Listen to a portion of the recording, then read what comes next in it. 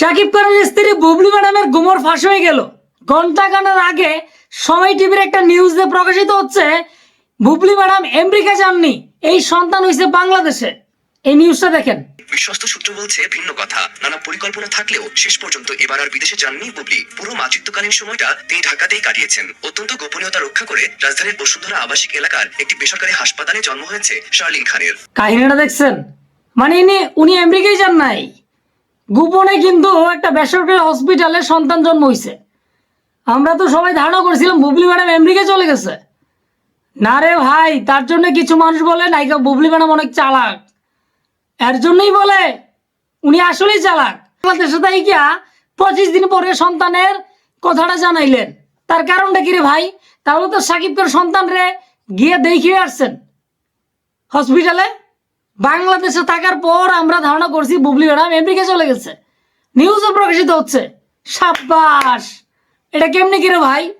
Bubly madam তো আসলে কিছু মানুষকে বোকা বানাই দিল। আমরা নিজেরাই বোকা হয়ে গেছি ভাই। আমরা ধারণা করছিলাম যে বুবলি ম্যাডাম আমেরিকা চলে গেছে, সন্তান ওই জায়গায় জন্মগ্রহণ করবে।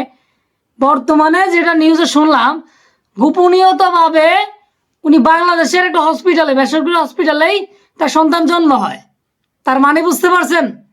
গোপন সূত্রে এই খবরটা জানা গেল। জানি না কিন্তু নিউজটা প্রকাশ পাইছে। আপনারা তো অনেকে বলবেন আমি বানাইছি না বলি, সময় টিভি নিউজটা ঘন্টাখান আগে প্রকাশ পাইছে। তো এই ভিডিওটা আপলোড করার পর হয়তো ঘন্টা 2 ঘন্টা পার হয়ে যেতে পারে, কিন্তু এই কথাটা সত্যি। বুবলি ম্যাডাম আসলে একটা চালাক নায়িকা। তিনি চালাক না হলে কিন্তু এটা করতে পারতো না।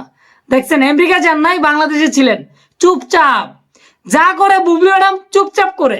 দেখছেন, বিয়েটা করছে চুপচাপ, সন্তান হয়েছে একদম, মানে আলোচনা সমালোচনা যত হোক না কেন, সন্তান হওয়ার পরে প্রকাশ পায়। এটা কোনো কথা হইলো ভাই? আপনারাই বলেন।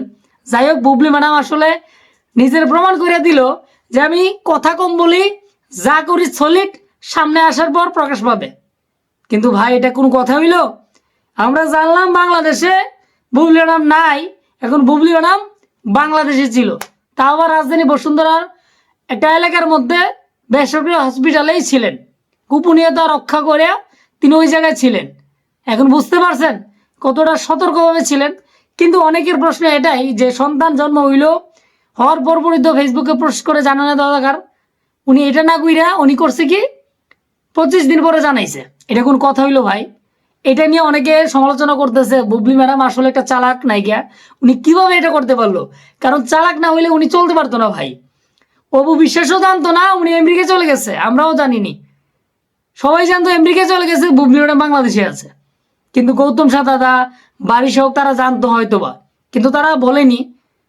কাহিনী দেখছেন, সবকিছু সেটেল করে ফেলাইছে। এখন সন্তান বাংলাদেশে যেহেতু আছে, মেগাস্টার সাকিব খান সন্তানকে গিয়ে সরাসরি দেখতে পাবে।